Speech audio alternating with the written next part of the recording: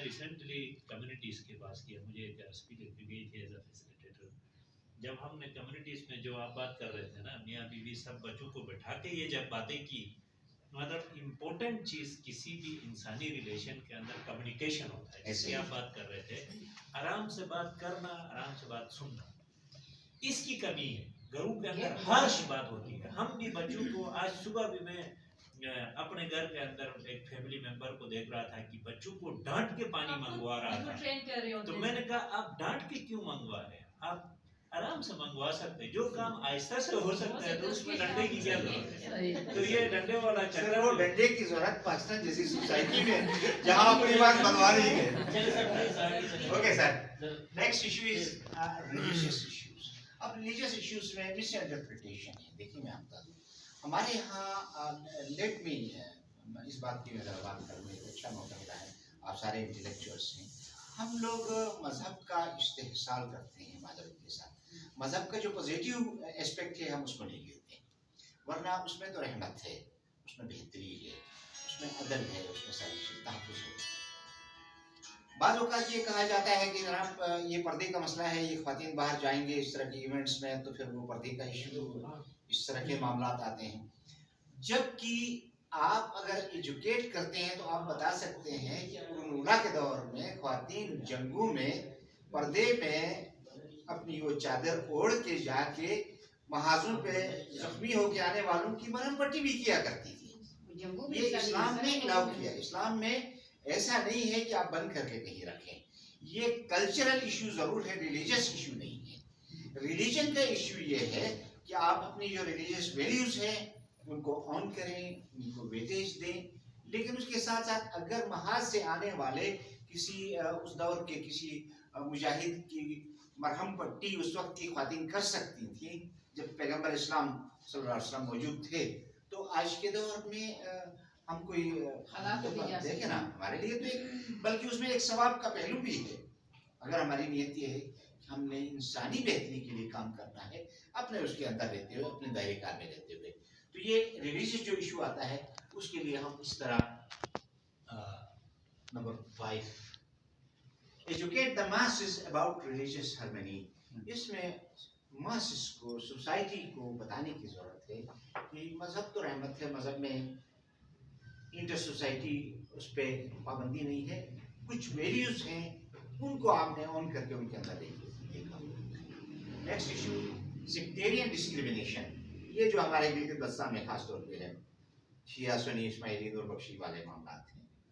یہ بھی اس لیے ہیں کہ ہم سب لوگ اپنے اپنے سیکٹ سے باہر جا کے دوسرے سیکٹ کو اسٹڈی نہیں کرتے، اویئرنیس نہیں. سر اس پہ میں بات کر رہا تھا سیکٹیرین ڈسکریمنیشن. تو یہ جو مختلف فرقے ہیں، دیکھیں دنیا میں کوئی بھی کسی مذہب کو جھوٹا سمجھ کے قبول نہیں کرتا. جو بھی اپنے مذہب کو قبول کرتا ہے یہ سمجھ کے قبول کرتا ہے کہ میں صحیح راستے پہ چل رہا ہوں. اسے اس بات کا اندازہ ہوتا ہے کہ میں نے اللہ کے یہاں جواب دینا ہے، تو میں جو کچھ کر رہا ہوں میں ٹھیک کر رہا ہوں.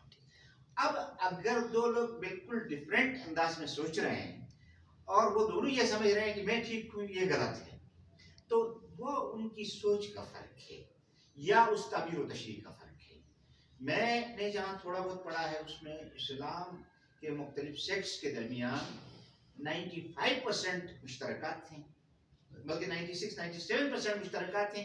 کوئی 3% کے ڈفرینسز ہیں. وہ روایات میں ہیں، معاملات میں ہے کہیں کہیں، باقی جو بیسز ہیں، پرنسپلز ہیں، اس میں کہیں کوئی ڈفرینس نہیں ہے. اس لیے ہمیں ایک بات ذہن میں رکھنی چاہیے کہ اللہ تعالیٰ نے ہمیں ٹھیکیدار نہیں بنایا ہے. دیکھیں ایک بات ہے، رسول صلی اللہ علیہ وسلم سے جب یہ کہا گیا کہ محمد صلی اللہ علیہ وسلم آپ کا کام پیغام پہنچانا ہے، ہدایت دینا میرا کام ہے، یہ بات ذہن میں رکھیں. ٹھیک ہے نا.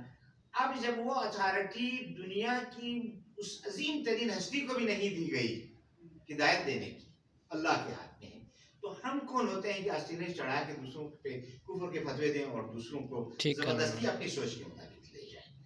ہمیں ایک دوسرے کے نظریات کا احترام کرنا ہوگا اور یہ سمجھنا ہوگا. ہاں اگر ہم سمجھتے ہیں، آپ سمجھتے ہیں کہ میں غلط کر رہا ہوں، تو آپ مجھے ایک محبت سے اپنائیت سے سمجھا سکتے ہیں یہ چیز ہے کہ سمجھانے کی حد تک آپ کا کام ہے, باقی ہدایت دینا اللہ کا کام ہے. تو اس لیے ایک دوسرے کے مذاہب کا, دوسروں کے عقائد کا احترام کریں گے تو یہ ایک ریلیجیس جو ایشو ہے سیکٹیرین, یہ بھی اس میں سالو ہو جائے. اچھا, ریجنل ڈفرینسز ہیں. اب ریجنل ڈفرینسز میں ہمارے حمزہ کے بھائی کسی اور انداز میں سوچتے ہیں. اگر آپ سیکٹیرین انداز میں دیکھیں تو گزر اور حمزہ میں فرق نہیں ہونا چاہیے, لیکن کلچرلی آپ دیکھیں تو وہاں فرق آپ کو نظر آئے گا. استور میں اور بلوچستان میں بڑی سی سملرٹیز ہیں, لیکن پھر بھی وہاں آپ کو فرق نظر آئے گا. چلاس, درل, تنگیر اور نگر مزاج تقریباً ایک جیسا ہے, لیکن ڈفرینسز نظر آئیں گے. یہ اللہ تبارک و تعالیٰ نے رکھا ہے. جس خطے میں جو لوگ پیدا ہوتے ہیں وہاں کی مٹی کی بھی کچھ اثرات ہوتے ہیں, وہ انسانی شخصیت میں آ جاتے ہیں. اس لیے ہمیں اس مزاج کو بھی سمجھنا ہوگا. اگر کہیں تہذیب سے بات کرتے ہیں, کہیں تھوڑے سے اجڑپن کے ساتھ غصے سے بات کرتے ہیں, ہمیں یہ سمجھنا ہوگا کہ یہ وہاں کا کلچر ہے. یہ خدا نخواستہ ہماری توہین کرنے کے لیے, ہماری تذلیل کرنے کے لیے نہیں کر رہے ہیں, بلکہ ان کا کلچر ہے. تو اس کے لیے بھی وہی بات آتی ہے, ایکسیپٹیبلٹی, رسپیکٹ, دوسروں کے کلچر کا احترام. جب تک آپ دوسرے کے کلچر کا احترام نہیں کریں گے, آپ کے کلچر کا احترام نہیں ہوگا. اوریجنل اس کا خاص کر یہ دیوبند ڈسٹرکٹ کی مثال دے دیں گا. دیوبند ڈسٹرکٹ کے اندر بھی چلاس, داریل, تنگیر اور گوہر آباد میں اتنا زیادہ فرق ہے کہ وہ دیمر والے خود کہتے ہیں کہ یہ گوہر آباد والے دیمر ہنزی جان کہتے ہیں.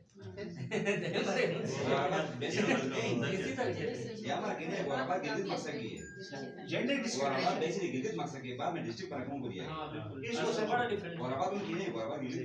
اس کو سر تھوڑا سا میں آپ سے جینڈر ڈسکریمنیشن ہے خواتین کے ساتھ.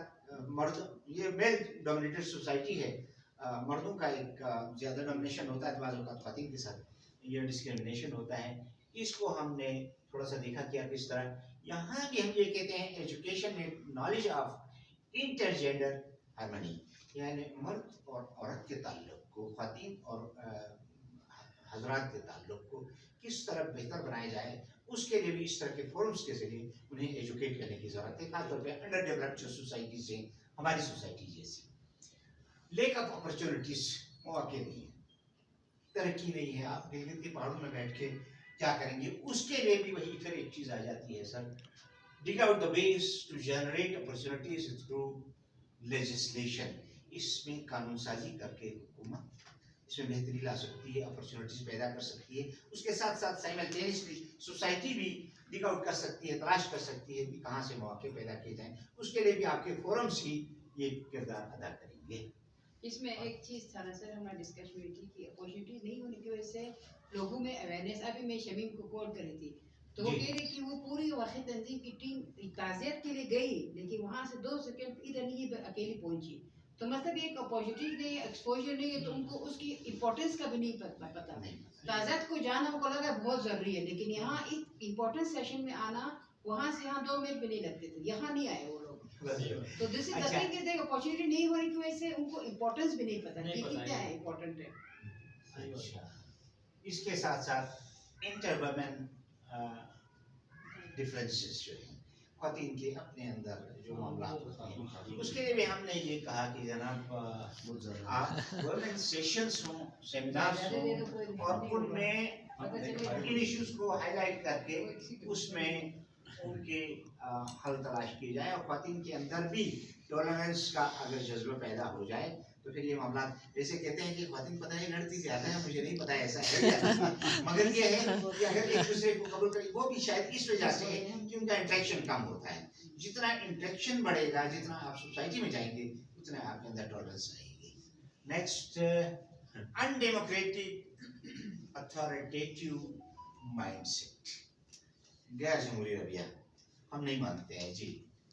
اگر ہم سے ہمارے جھوٹیال بڑا مشہور ہے, کہہ دیں کہ ہم نہیں مانتے ہیں, تو ٹھیک ہے جی, آپ نہیں مانتے ہیں, تمہاری بات, ہم کیا کر سکتے ہیں. یہ ایک ایشو ہے بڑا, سوسائٹی کے کسی بھی لیول پہ یہ آ جاتا ہے. یہ تو میں نے ایک عذرا ہے تفریح ایک ریفرنس کوٹ کیا, ورنہ یہ بڑا مشکل ہوتا ہے, میں نے پہلے بھگت چکا ہوں اس طرح کی چیزیں. لیکن یہ ہے کہ اس میں یہ ہوتا ہے کہ لوگوں کو یہ بتانے, پھر ایجوکیشن, دیکھیں ہر چیز میں ایجوکیشن انوالوڈ. آپ استاد ہیں, جب تک ایجوکیٹ نہ کیا جائے معاشرے کا کوئی مسئلہ حل نہیں ہو سکتا. یہاں پھر ایشو وہی آتا ہے implementation of laws according to democratic norms. یہ قانون تو بنتے ہیں, اس میں بھی بہت سے قانون بنے ہوئے ان پہ عمل نہیں ہوتا ہے. جب تک ہم سوسائٹی کو ایجوکیٹ نہ کریں, سوسائٹی اپنے حق کو نہ سمجھے, سوسائٹی اپنی ذمہ داری کو نہ سمجھے, تب تک یہ ایک ڈیموکریٹک اپروچ نہیں آ سکتی ہے. ڈیموکریٹک اپروچ لانے کے لیے ہمیں اپنے ذہن کو تبدیل کرنا ہوگا, اور ذہن کو تبدیل کرنے کے لیے علم کا ہونا بہت اس میں ایک اور چیز ہے نا سر, ایک ایولیوشنری چینج ہے, ایک ریولیوشنری چینج. اب ایولیوشنری چینج سے لوگ ایجوکیٹ ہو گئے, چیزوں کا سمجھ ہے کافی حد تک, لیکن ریولیوشنری چینج کی ضرورت ہے جہاں پہ ایسے طاقت کو توڑا جائے اور جو ہے نا سپریم پاور جو ہے نا ڈیموکریسی کا آ جائے, تب جا کے معاشرے میں چینج آ سکتا ہے. اگر میں پاورفل, میں آپ کو کیوں کام کرنے دوں؟ یہ پاور پیسہ میرے پاس ہے تو آپ کیوں اس میں یہ ہوتا ہے میں تو آپ کو ریولیوشنری جو چینج آتا ہے اس میں اس کے سائیڈ ایفیکٹس بھی بہت زیادہ ہے نا سر. تو ابھی اور بہت جب اس کو ایک فیس چیز کر- پیک پہ آتی ہے, اب اوور کنٹرول ہو جائے, پھر وہاں پہ بیٹھ لوگ ریولیوشنری چینج کی طرف. ادروائز ڈیموکریسی میں تو کہ وہ گریجولی ہو اور بہت لوگوں میں پاور ڈی سینٹرلائز ہو کے جائے. پھر یہ نہیں ہوتا ہے, بہت زیادہ پریشر آتا ہے تو آپ کو پریشر کوکر. آپ دیکھیے پوری دنیا کی ہسٹری اٹھا